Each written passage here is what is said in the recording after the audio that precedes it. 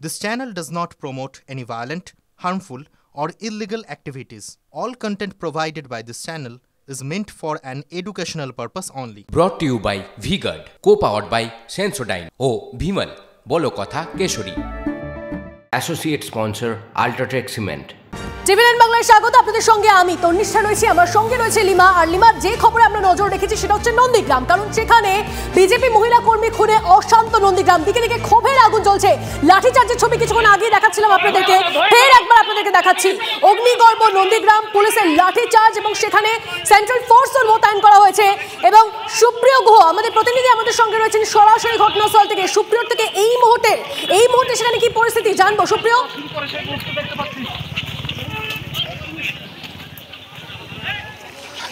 দেখো, আমি ঠিক দাঁড়িয়ে রয়েছি নন্দীগ্রামের মনসা বাজার। আর এই এলাকায় কিন্তু কিছু সময় আগে আবারও উত্তপ্ত হয়ে উঠেছিল এবং এই নন্দীগ্রাম কিন্তু ষষ্ঠ দফা নির্বাচনের আগে যে অগ্নিগর্ভ পরিস্থিতি তৈরি হয়েছে তা বলার অপেক্ষা রাখে না। আমার ক্যামেরা পার্সন চাঁদ মিয়া রয়েছে, চাঁদ মিয়াকে দেখানোর জন্য বলবো একটু যে এই মনসা বাজারের যেদিকেই চোখ যাচ্ছে সেখানেই কিন্তু কোথাও হয় ভাঙা দোকান, না হলে কোনো দোকানে আগুন ধরিয়ে দেওয়া হয়েছে। পাশেই দেখতে পাচ্ছি একটি খড়ের গাদা, সেই খড়ের গাদাতেও কিন্তু আগুন জ্বলছে, ধিক করে আগুন জ্বলছে, ধোঁয়া বেরোচ্ছে। বিশাল সংখ্যক কেন্দ্রীয় বাহিনী ইতিমধ্যেই মোতায়েন করা হয়েছে।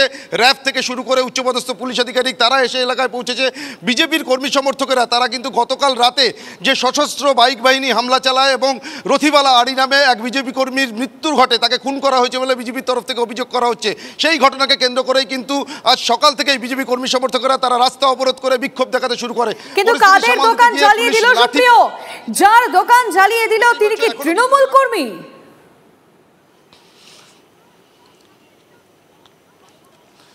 দেখো, এখনো পর্যন্ত আমরা যেটা জানতে পারছি বা যার দোকান জ্বলছে এই মুহূর্তে দেখালাম কিছু সময় আগেই, তিনি কিন্তু যেটা দাবি করছিলেন তিনি বিজেপি কর্মী। এমনকি তার বৌদি সম্পর্কে বৌদি হয় হচ্ছে এই রথিবালা আড়ি, এবং তৃণমূল আশ্রিত দুষ্কৃতীরাই কিন্তু এই হামলা চালিয়েছে বা ভাঙচুরের ঘটনার সঙ্গে যুক্ত রয়েছে, এমনটাই কিন্তু অভিযোগ। দেখতেই পাচ্ছ আরও একটি দোকানের ছবি, এই দোকানেও কিন্তু ভাঙচুর চালানো হয়েছে। তো পরপর একের পর এক দোকানে ভাঙচুর চালানো, দোকানের জিনিসপত্র লুটপাট করা হয়েছে, এমনটাই কিন্তু অভিযোগ। আমরা সামনে আরও একটা ছবি দেখানোর চেষ্টা করব যে একটি দোকানের শাটার অর্ধেকটা তোলা বা ভেঙে খুলে ফেলা হয়েছে এবং দোকানের ভেতরে কিভাবে আগুন জ্বলিয়ে দেওয়া হয়েছে। দোকানের ভেতরে যে সমস্ত সামগ্রী ছিল বা যে সমস্ত জিনিসপত্র ছিল সেগুলো কিন্তু এখনও দাউ দাউ করে জ্বলছে। অর্থাৎ একের পর এক দোকানে ভাঙচুর চালানো, অগ্নিসংযোগ ঘটানোর অভিযোগ পরপর দোকানে। কাদের দিকে রয়েছে এই যে আগুন, দোকানে আগুন জ্বলছে, এইগুলো কাদের দিকে অভিযোগ?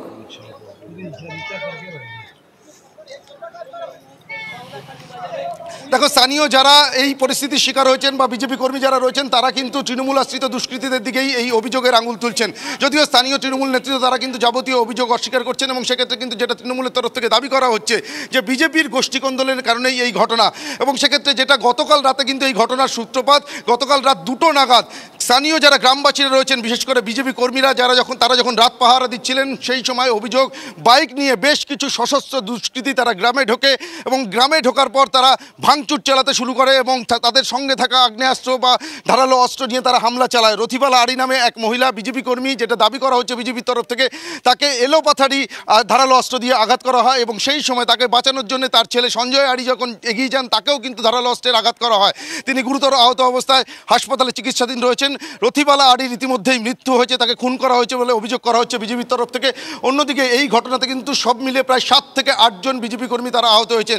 এলাকার ছবিটা তুমি দেখতেই পাচ্ছ, রীতিমতো অগ্নিগর্ভ পরিস্থিতি। কিছু সময় আগেও বিজেপির যারা কর্মী সমর্থকেরা রয়েছেন তারা রাস্তা অবরোধ করে বিক্ষোভ দেখাচ্ছিলেন, আর সেই পরিস্থিতি সামাল দিতে গিয়ে কিন্তু পুলিশকে রীতিমতো লাঠি চালাতে হয়েছে, এমনটাও কিন্তু অভিযোগ। দেখতেই পাচ্ছ পুলিশের উচ্চপদস্থ আধিকারিকরা রয়েছেন, র্যাব রয়েছে, অন্যদিকে কেন্দ্রীয় বাহিনীর জওয়ান, তাদেরকেও কিন্তু এলাকায় কোথায় ছিল এই কেন্দ্রীয় বাহিনী, কোথায় ছিল সুপ্রিয় যখন যে অভিযোগ বিজেপি কর্মীরা করছে যে তৃণমূল আশ্রিত দুষ্কৃতীরা এসে দোকান জ্বালিয়ে দিয়েছে, বাড়ি জ্বালিয়ে দিয়েছে, এই র্যাব, এই পুলিশ ফোর্স, এই কেন্দ্রীয় বাহিনী এরা তখন কোথায় ছিল?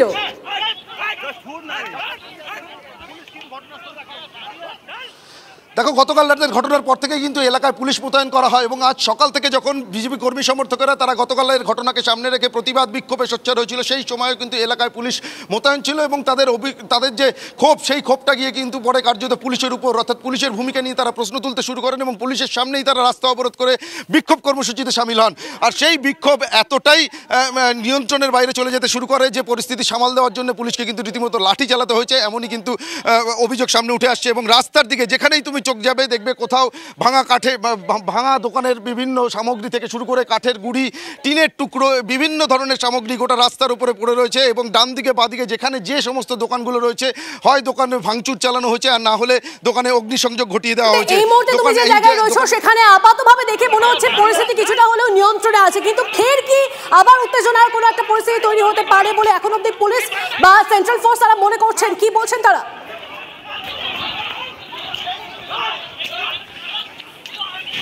দেখো, যেভাবে দফায় দফায় অগ্নিগর্ভ পরিস্থিতি তৈরি হচ্ছে তাতে আশঙ্কার সম্ভাবনা তো থেকেই যাচ্ছে, আর সেই কথা মাথায় রেখেই কিন্তু পুলিশের তরফ থেকে বিশাল সংখ্যক পুলিশ বাহিনী র্যাফ মোতায়েন করা হয়েছে এবং কেন্দ্রীয় বাহিনীর জওয়ানদের কিন্তু এই এলাকায় নিয়ে আসা হয়েছে। ইতিমধ্যে এই এলাকায় রুট মার্চ করতে আমরা দেখতে পাচ্ছি কেন্দ্রীয় বাহিনীর জওয়ানদের, অর্থাৎ নতুন করে যাতে অশান্তি তৈরি না হয়, অশান্তির যে আশঙ্কা রয়েছে সেই আশঙ্কা যাতে কোনো রকমভাবে বাস্তবের উপায়তে না হয় সেদিকে কিন্তু বিশেষভাবে। আচ্ছা সুপ্রিয়, তুমি তো গিয়ে পৌঁছেছো কিছুক্ষণ সময় হয়েছে, আচ্ছা তুমি আশেপাশে যে ঘর বাড়ি রয়েছে সেই সমস্ত এলাকার স্থানীয় মানুষজনকে দেখতে পাচ্ছ তারা বাইরে বেরোচ্ছেন? মানে যা পরিস্থিতি তৈরি হয়েছে, দুদিন পর ভোট দিতে যাবেন, তাদের মধ্যে তো ভয় তৈরি হবে এই ছবি দেখে। তাদের কাউকে দেখতে পাচ্ছ স্থানীয় লোকজনকে রাস্তায় বেরোতে?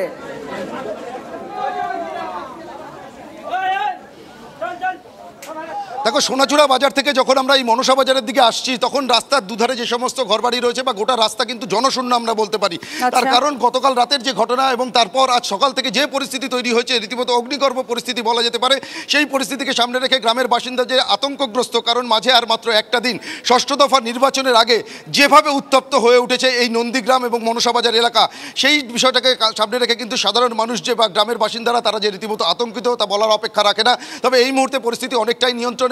এলাকায় যে ছবি তোমাকে দেখালাম যে র্যাফ থেকে শুরু করে বিশাল পুলিশ বাহিনী মোতায়েন রয়েছে, কেন্দ্রীয় বাহিনীর জওয়ানরা রয়েছে, কোনোভাবে যাতে আর নতুন করে আশঙ্কার পরিস্থিতি বা উত্তেজনা তৈরি না হয় সেদিকে কিন্তু বিশেষ। একদম সুপ্রিয়, আমরা সেই ছবিটাই এই মুহূর্তে টিভি 9 বাংলার পর্দায় দেখাচ্ছি যে পুলিশ র্যাফ এসে পরিস্থিতি কিভাবে সামাল দিল। আমরা এই মুহূর্তে সেই ছবিটা দেখাচ্ছি টিভি 9 বাংলার পর্দায়। এখন পরিস্থিতি অনেকটা নিয়ন্ত্রণে আসলেও পরিস্থিতি কিন্তু আবার উত্তপ্ত হতে পারে, এই সম্ভাবনার কথা মাথায় রেখেই প্রচুর র্যাফ মোতায়েন রয়েছে, প্রচুর কেন্দ্রীয় বাহিনী, কারণ সেন্ট্রাল ফোর্স আরো বাড়ানো হচ্ছে।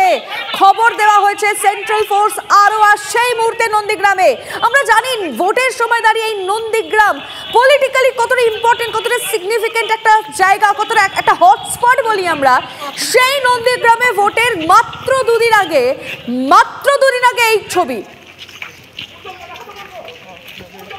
সুপ্রিয়র কাছে আমি ফিরবো। সুপ্রিয়, আজকে জনসভা রয়েছে, আজকে প্রচার রয়েছে, শুভেন্দু অধিকারী তিনি বক্তব্য রাখবেন, সেই সম্ভাবনা মানে সেই র্যালি বা সেই যে জনসভা হতে চলেছে সেইগুলো কি স্মুথলি হতে পারে? মানে তুমি গিয়ে কি বুঝছো?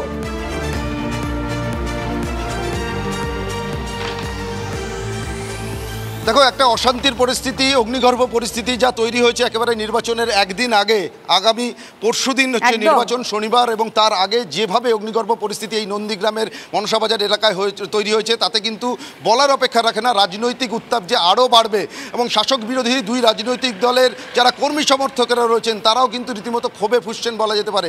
আমি এখন দেখানোর চেষ্টা করবো। দেখো, গাড়িতে করে কেন্দ্রীয় বাহিনীর জওয়ানরা তারা কিন্তু এলাকায় ঘুরছেন, এলাকায় রুটমার্চ চলছে, বিভিন্ন এলাকা যে সমস্ত উত্তেজনাপ্রবণ এলাকাগুলো রয়েছে সেই সমস্ত জায়গায় এই কেন্দ্রীয় বাহিনীর জওয়ানদের নিয়ে গাড়িতে করে এমনকি পায়ে হেঁটে তারা রুট মার্চ করছেন।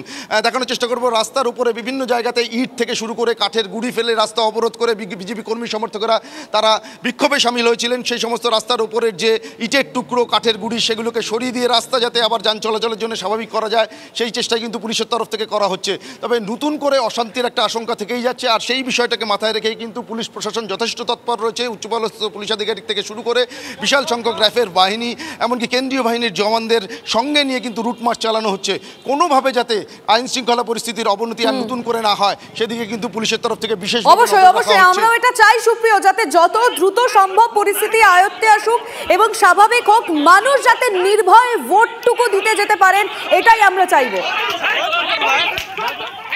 Brought to you by V-Guard, co-powered by Sensodyne O Bhimal, বলো কথা কেশরী। Associate sponsor Ultratech Cement.